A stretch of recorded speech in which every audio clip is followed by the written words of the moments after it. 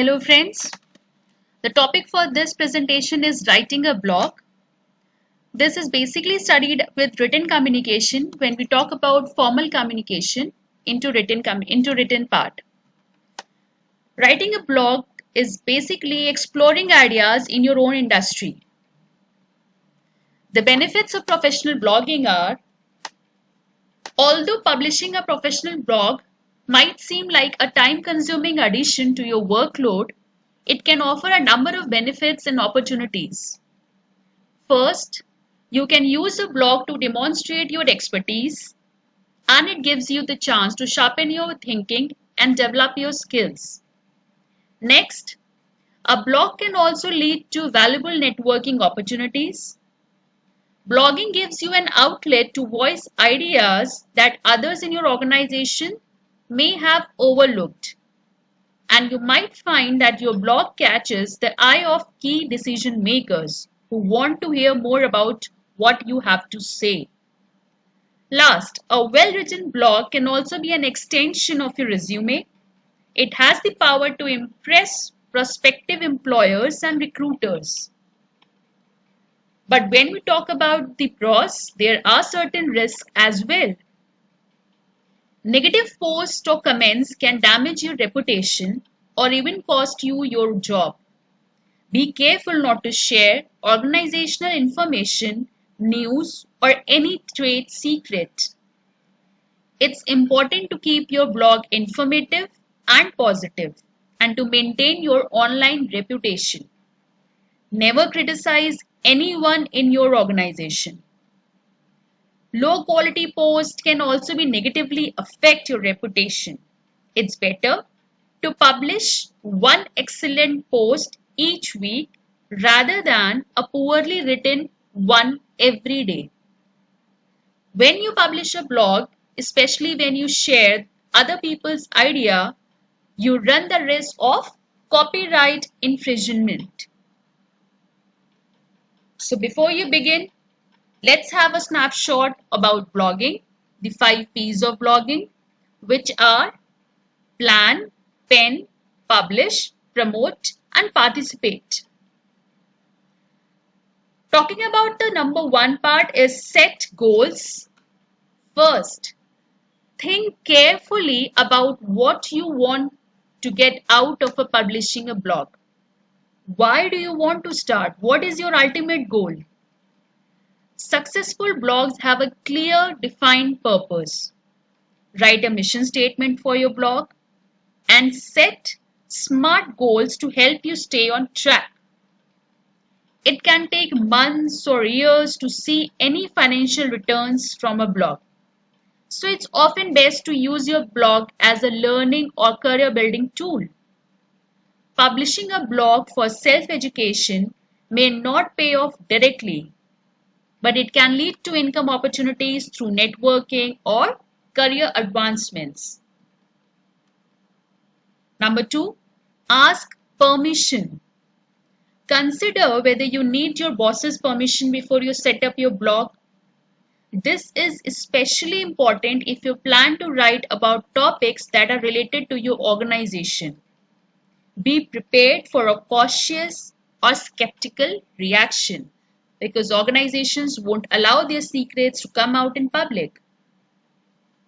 Number 3, find your market.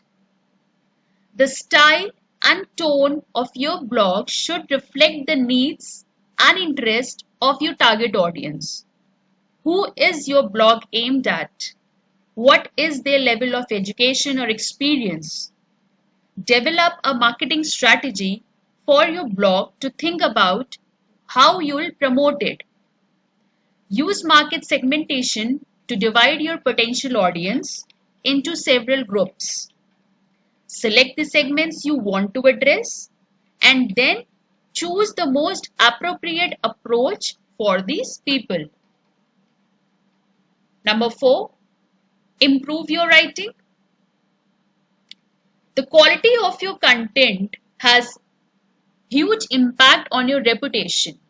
Use the 7 C's of communication to ensure that every article is concise, well constructed, and effective.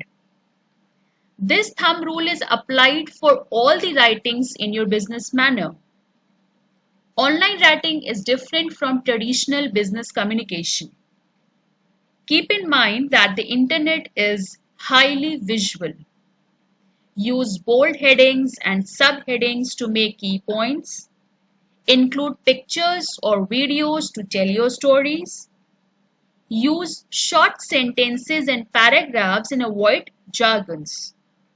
Remember to concentrate on your audience when you write each post. How do you schedule your writing time? Successful blogs publish content regularly. This is important to maintain professionalism and to keep readers satisfied. You may want to write several posts when you have time and then schedule them to publish on specific days. At a minimum, you'll need to devote several hours each week to writing, maintaining, and promoting your blog. So make sure that you have the time and energy for this commitment. Number 6 is find your voice. It's important that your blog offers something new and valuable to the readers. Research your competitors' blogs and think about how you can make your perspective or approach stand out. Even though your blog covers a serious professional topic, you should aim to make it personal, entertaining, and candid so that it can actually attract your audiences. Number 7, use social networks.